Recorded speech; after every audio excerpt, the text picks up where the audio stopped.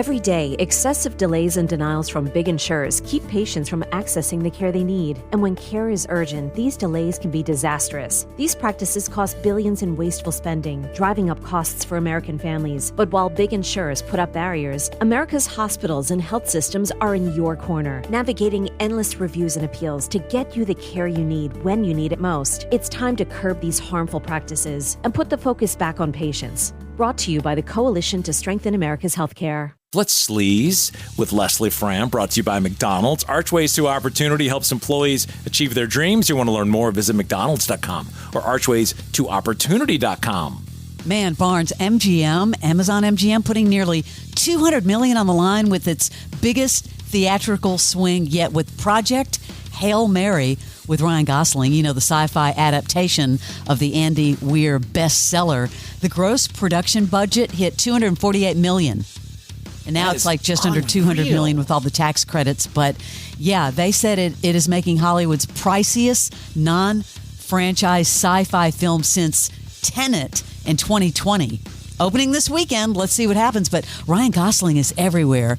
Can I just say that Ryan Gosling seems really cool? We already know he's really hot. But he was just interviewed and he talked about the first time he saw himself on screen. Now, what's weird about this story is he's lying. Because I worked on Remember the Titans, and I had a scene with Ryan Gosling. And I spent the entire night with Ryan Gosling and Kip Pardue and all these guys who went on to do such great things. And he says he was an extra in Remember the Titans. He was not. And a lot of people I saw in the comments said, bro, you were a little bit more than an extra. He was more than an extra. What? The first time I saw myself on screen was in this film, Remember the Titans. And I was, an extra in that film.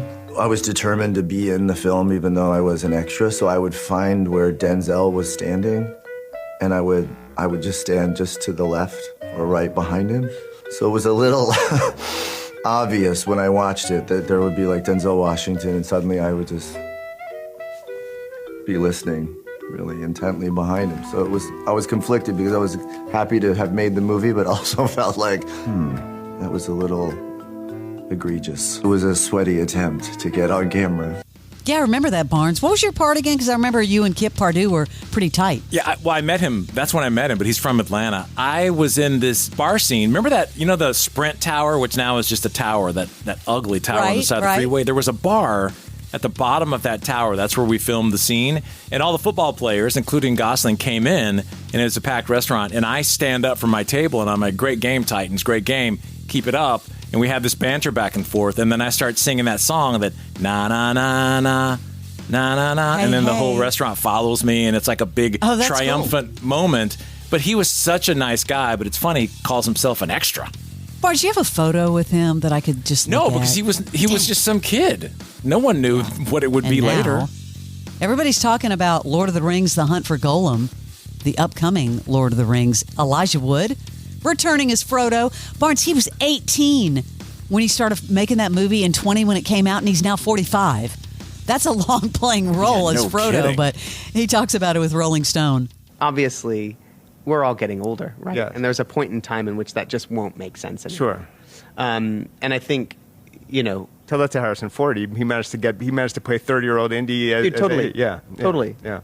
Again, I think insofar as that makes sense for the actors who created these characters to continue to play them, that would be amazing. And I can't imagine, like I said, if I'm sort of alive and able and it sort of contextually makes sense, again, all aging aside, or including the notion of aging, then absolutely.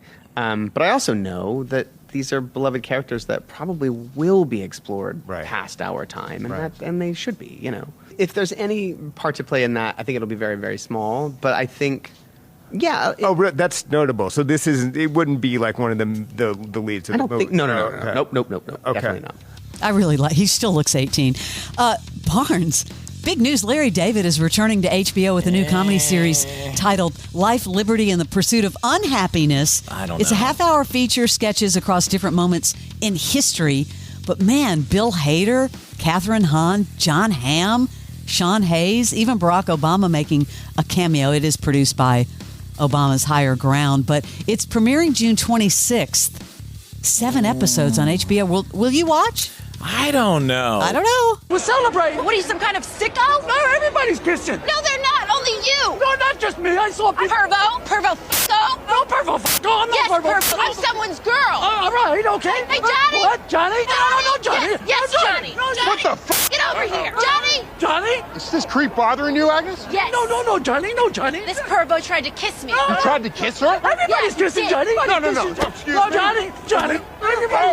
Oh. And you should point out that scene looks like a Charlie Chaplin movie. Like it's way back in history. Yeah, it's different moments in history, but it sounded like Curb Your Enthusiasm, so I don't know. But when you see the visuals, it's definitely not. Big story that's been brewing this week.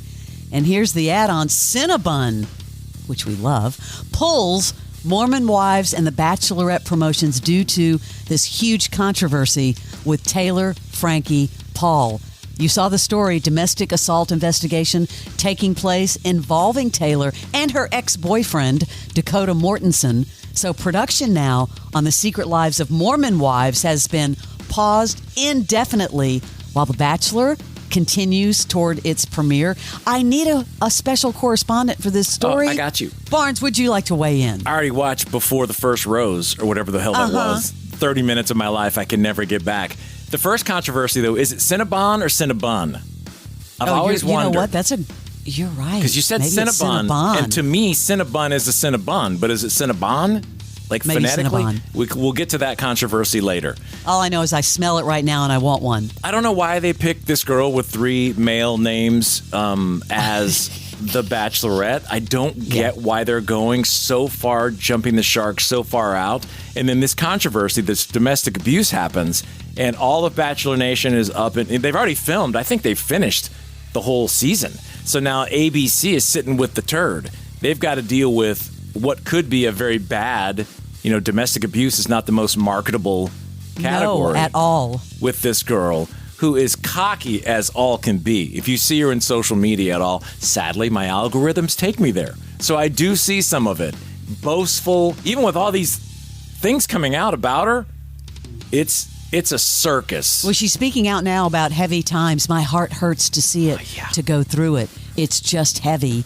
So it's on both sides, though. That's the story, correct? Yeah, and videos are surfacing from years ago with problems. Wow. With this boyfriend guy who on and off again. The rumor was she slept with him like the night before starting up on The Bachelorette, which, come on, really? You're about to go on dates with, 40 guys or whatever it is, and you're sleeping with the ex. They knew what they were getting themselves into at The Bachelor, I think, or Bachelorette. I mean, it's drama. Has there ever been like a crossover like this? Because now it's like Secret Lives of Mormon Wives. Well, there've been other like reality type maybe people a few times. I mean, Jesse Palmer, who now's the host, but he was a bachelor.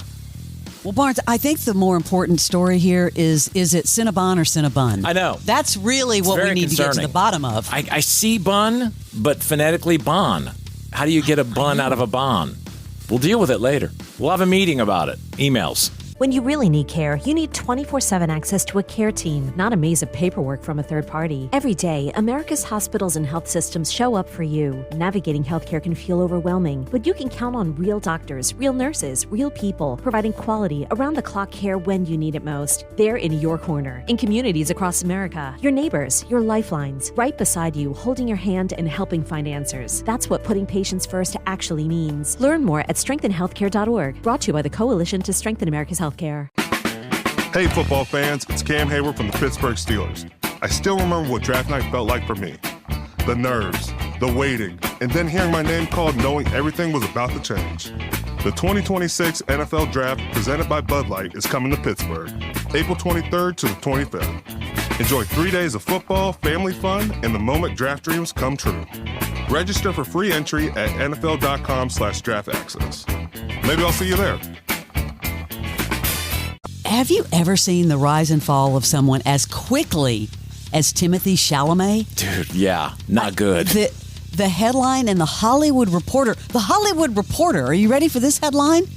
It's time for a Chalamet break. I know, but is it? He's got so many things in the can. That's what I'm saying, because right now, he's going to reprise his role, Timothée Chalamet in Zendaya, in Dune Part 3. And a stunning new teaser trailer has been released, offering a first look at the epic finale. If we have a girl, what will we name her? Her name should be Ganima. She would need to be strong, like her mother.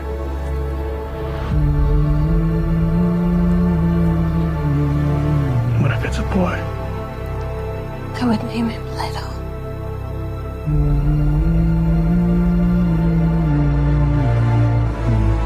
So he would have the wisdom of his grandfather. I guess they doubled down by releasing that right after the Oscars? I have to say, I was all in on that trailer. That was I'm not a Dune guy, but you got to think that those producers are like, this is horrible timing. Man, speaking of the Oscars, ratings 17.9 million. They down 9%. Like the lowest in, 5 years or 4 years? Yeah, since 2022.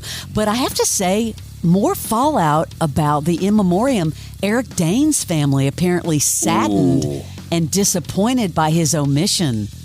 That's rough, man. That is so... But again, he's a big TV guy, right? I mean, was he big in movies? That's the only argument they have. Yeah, and I'm sure that it was online. And now, the security firm that had that little incident with Teyana Taylor, yeah, I guess that they said that it was incidental, but they did acknowledge that the guard's behavior didn't meet their standards. Apparently, she was trying to get back in because they were bringing everybody back up on stage, and this guy told her she couldn't get back up on stage. That's not good. Yikes. You're a fan of Claire Danes, right? We loved Homeland. Are you kidding? Absolutely. Love Claire Danes. She was on the Good Hang podcast with Amy Poehler. They were talking about Homeland, and she went there. She brought up that scene. What was hard to shoot? When Brody died. Oh, Spoiler God, that alert. sequence. Yeah. Spoiler alert. Claire? I remember, so it was also like really rough, just really graphic. Like they really went there over, like, come on. Intense. It was so intense. But like he dies on a crane. I know. But then the crane, when we were filming, broke. Oh, no. So like we were really hung up by that. But do you like to improvise when you act, or? I haven't had that many opportunities to. Oh, interesting. I don't. I guess in more dramatic stuff, it's hard to do. They don't right? let you. They're very strict about it because they're on the crane. They're like, he's up on the crane. You can't, and you're like, just give me. I just want a riff. That was one of the most random scenes in Homeland ever, where they killed him. That was just so extreme. And you remember vividly that scene, and of course we all remember Claire in The Beast in Me, which you and I both loved. Yeah, I loved it in a weird kind of way. But that killing of him was so outlandish that I think at that time the show didn't know what direction they were going. You know what I mean? But it got more serious later. That was definitely a weird one.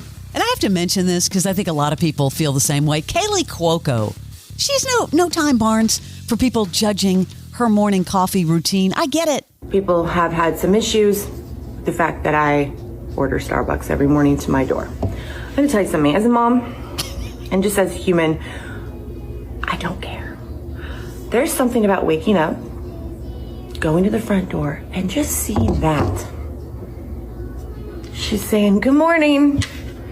You don't have to make it. Drink it and enjoy. So for all you crazy people out there that are just walking through life with open cups of coffee, go get a to-go mug. I can't live like this. And I think you're missing out on a really exciting part of life where you can actually have a cup where you don't spill and your coffee's hot.